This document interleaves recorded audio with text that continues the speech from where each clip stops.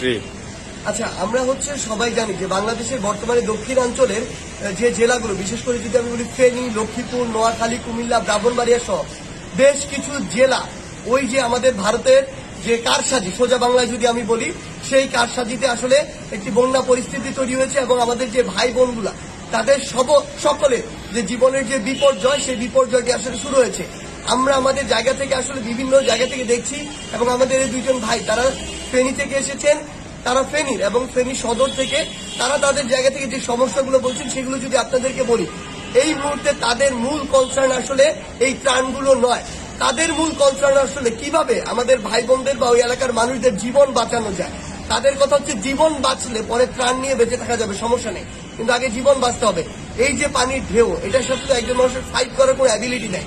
তারা তাদের জায়গা থেকে বলছে যে তারা তাদের বাড়িতে ছিল, বিছানার উপর ছিল, সেই পর্যায়ে ছাদের উপরে পর্যন্ত গিয়েছে, কিন্তু পানিটা এত উঁচু লেভেলে পর্যন্ত চলে গিয়েছে যে সেখানেও তাদের এখন যে জীবনের নিরাপত্তাটুকু সেটুকু নেই।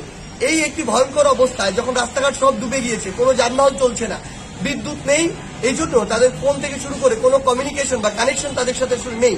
সেই জায়গা থেকে তাদের এখন একমাত্র চাওয়া, এটি শুধু ফেনী সদর নয়, যেই জায়গাগুলো এই বন্যায় অধিক পরিমাণে আক্রান্ত হয়েছে সেই প্রত্যেকটি জায়গায় গ্রামে গ্রামে গিয়ে, যেহেতু এখন পানি রয়েছে, সেই জায়গায় সেনাবাহিনী হোক, নৌবাহিনী হোক, বিমান বাহিনী হোক, কিংবা কোস্টগার্ড, আনসার, যাদের পক্ষ থেকে হোক না কেন, তারা চাচ্ছে বোটগুলো নিয়ে গিয়ে যেন আমাদের ওই ভাই বোনগুলো যারা আটকা পড়ে গিয়েছে তাদেরকে যে কোনো উপায়ে নিয়ে এসে আশ্রয় কেন্দ্রে রাখা হয়। তাদের এই একটি দাবি, তাদের কথা আমার যদি যান বাঁচে পরে আমি আশ্রয় নিয়ে কিংবা আমার যে আপনারা যে জিনিসগুলো নিয়ে যাচ্ছেন, খাবার, এগুলো নিয়ে বাঁচতে পারবো, কিন্তু তার আগে আমার জীবন বাঁচাতে হবে।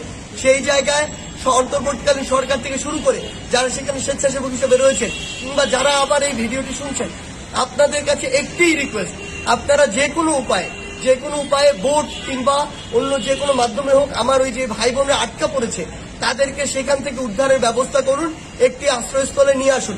এরপরে অন্যান্য যা ব্যবস্থা নেওয়ার আমরা সেগুলো নিতে পারবো।